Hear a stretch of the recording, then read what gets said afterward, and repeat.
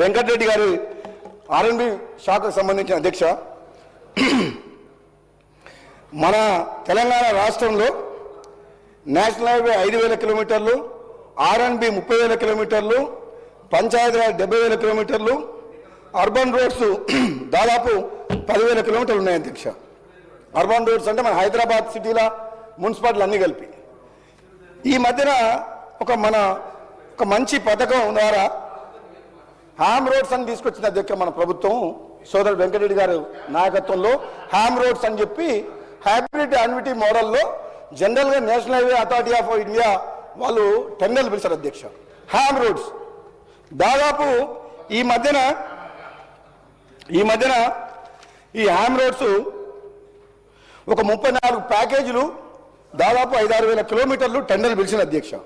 నేను మీ ద్వారా ప్రభుత్వానికి సూచన చేయదలుచుకున్న అధ్యక్ష ఈ విషయంలో. ఈ జనరల్గా ఆర్ఎండ్బి రోడ్స్ హ్యామ్ రోడ్లు పిలిచినప్పుడు ఆ కనెక్టివిటీ విషయంలో కొంచెం జాగ్రత్తగా ఉండాలి అధ్యక్ష. ఎందుకంటే ఈ జిల్లా నుంచి మండలాలకు ఉండాల్సిన ఈ ఆర్ఎండ్బి రోడ్ల విషయంలో కొన్ని రోడ్లు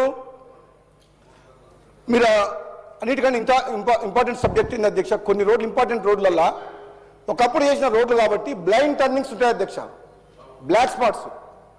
ఇప్పుడు హ్యామ్ రోడ్ పిలిచినప్పుడు ఇన్ని ప్యాకేజ్ పిలిచినప్పుడు ఎక్కడ కూడా మీరు ల్యాండ్ ఎక్వేషన్ పెట్టలేదు. ల్యాండ్ ఎక్వేషను మీరు 7 metre road Nalgonda to Choutuppal via Munugode పోతుంది. 7 మీటర్ 10 మీటర్లు చేస్తుండ్రు. చాలా ఊర్లునే మధ్యన ఆ ఊర్లలో ఇండ్లు పోతాయి. ఎక్స్ట్రా ల్యాండ్ తీసుకోవాలి. ఆర్ఓడబ్ల్యూ రైట్ ఆఫ్ వే అని ఆర్ఓడబ్ల్యూ మీరు డిక్లేర్ చేసేసిండ్రు ఆర్ఓడబ్ల్యూ లోపల.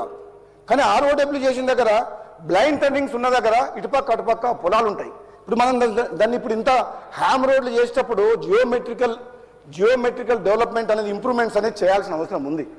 జియోమెట్రికల్ ఇంప్రూవ్మెంట్ చేయకుండా హ్యామ్ రోడ్స్ ఎట్లా ఇస్తున్నామంటే ఎగ్జిక్యూషన్ ప్లస్ 15 years మళ్ళీ మెయింటెనెన్స్ కూడా పెడుతున్నాం దాంట్లో.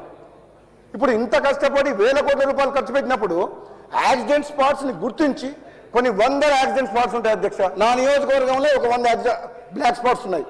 ఇప్పుడు నువ్వు ఇన్ని 1,000 కోట్లు ఖర్చు పెడుతున్నావు. నువ్వు బ్లైండ్ టర్నింగ్స్ స్ట్రేట్ చేయాలి. ఒకప్పుడు వేసిన రోడ్లనే ఇప్పుడు వేస్తున్నావు. ఇప్పుడు స్ట్రేట్ చేయాలంటే ఆ రైతులు ఒప్పుకోరు.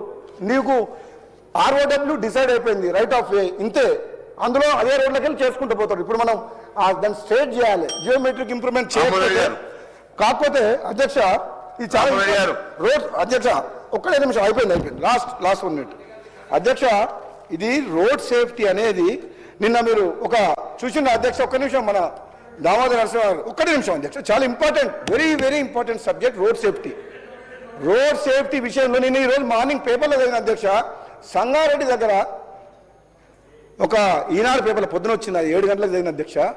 ఒక యువతి ఒక మహిళ 2 పిల్లల్ని బలవంతంగా చంపి తన ఆత్మహత్య చేసుకుంది. కారణం ఏంటంటే తన భర్త కొద్ది కాలం క్రితం యాక్సిడెంట్లో చనిపోయాడు. ఈరోజు మార్నింగ్ పేపర్లు వచ్చింది అధ్యక్ష, చదివిన. అది ఎవరు తప్ప అధ్యక్ష? మనము 90% యాక్సిడెంట్స్ హ్యూమన్ ఎర్రర్ తోటే అవుతున్నాయి.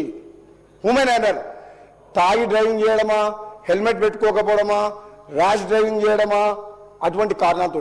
రెండో ఏంది, ఆ యాక్సిడెంట్స్కి అవకాశం ఇచ్చే విధంగా ఆ రోడ్స్ ఉండడము, కరెక్ట్ రోడ్స్ లేకపోవడం, స్పీడ్ బ్రేకర్ పెట్టడం, సిగ్నల్స్ పెట్టకపోవడం, ఇవన్నీ రకాలు. కాబట్టి సోదరుడు వెంకటరెడ్డి గారికి మంత్రివర్యులకు మీ ద్వారా హ్యామ్ రోడ్స్లో సేఫ్టీ ఆస్పెక్ట్లా చేయబోయే హ్యామ్ రోడ్స్ మొత్తం 100% సేఫ్టీ ఆస్పెక్ట్కి తీసుకొచ్చిన తర్వాతనే ఆ కాంట్రాక్టర్తో ఒప్పందం చేయండి.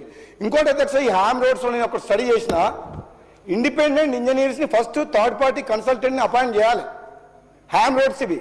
ఎందుకంటే నీ ఇన్ఫ్రాస్ట్రక్చర్ బ్యాక్గ్రౌండ్ నుంచి వచ్చినా కాబట్టి మా కంపెనీ పెద్ద రోడ్ చేసింది అధ్యక్ష. అరుణాచల్ ప్రదేశ్లో 250 కిలోమీటర్ రోడ్ చేసింది మా కంపెనీ. ఆ బ్యాక్గ్రౌండ్ నుంచి వచ్చినా కాబట్టి పెద్ద హ్యామ్ రోడ్స్కి ఏంటంటే ఇండిపెండెంట్ ఇంజనీర్స్ అని ఉంటారు, వాళ్ళని మనం ప్రభుత్వం అపాయింట్ చేయాలి థర్డ్ పార్టీ కన్సల్టెంట్ లాగా. అపాయింట్ చేసినప్పుడు ఏమవుతుందంటే అగ్రిమెంట్ అయ్యే లోపే వాళ్ళ ఇండిపెండెంట్ ఇంజనీర్ అపాయింట్ అయి ఉండాలి ఆ ప్రాజెక్టుకి. అయితే ఏం చేస్తాడు, అగ్రిమెంట్ అయినప్పటి నుంచి ఆ కాంట్రాక్టర్ తోటి ఒక క్వాలిటీ రోడ్ని కన్స్ట్రక్షన్ చేయించే బాధ్యత, దాన్ని సర్టిఫై చేసి ఒక ప్రాజెక్ట్ మేనేజ్మెంట్ పిఎంసీ లాగా ప్రాజెక్ట్ మేనేజ్మెంట్ కన్సల్టెన్సీ లాగా దగ్గరుండి కట్టించి ఆయన సర్టిఫై చేస్తే మనం పేమెంట్ ఇస్తాం.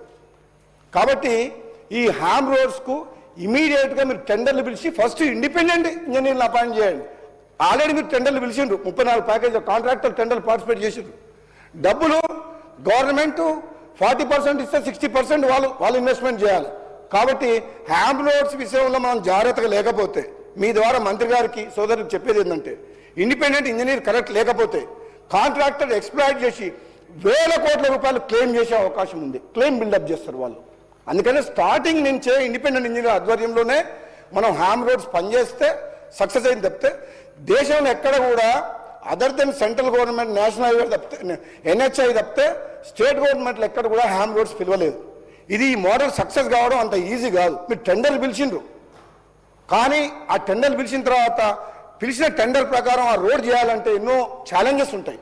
కాబట్టి హ్యామ్ రోడ్స్ విషయంలో కూడా సోదరుడు వెంకటరెడ్డి గారికి కూడా ఒక్కసారి మళ్ళీ ఆలోచన చేసి రివ్యూ మీటింగ్ చేసి, నాకు కూడా ఎక్స్పీరియన్స్ ఉంది కాబట్టి అవసరమైతే నేను ఇంజనీర్లతో నేను కూడా మాట్లాడతా కాబట్టి నాకు కూడా ఒకసారి నేను కూడా ఇన్పుట్స్ ఇస్తాను కాబట్టి మళ్ళీ ఒక్కసారి ఆలోచన చేసి ముందుకు తీసుకుపోవాలని చెప్పి తెలియజేస్తూ, ప్రభుత్వం ఏ కార్యక్రమం చేపట్టినా సరే మాలాంటి వ్యక్తులు ప్రజల పక్షాన అన్ని విషయాలు ముందుకు కాకపోతే ఒకటే ఏంటంటే పేమెంట్లు రిలీజ్ చేయండి అని చెప్పి చెప్తున్నా.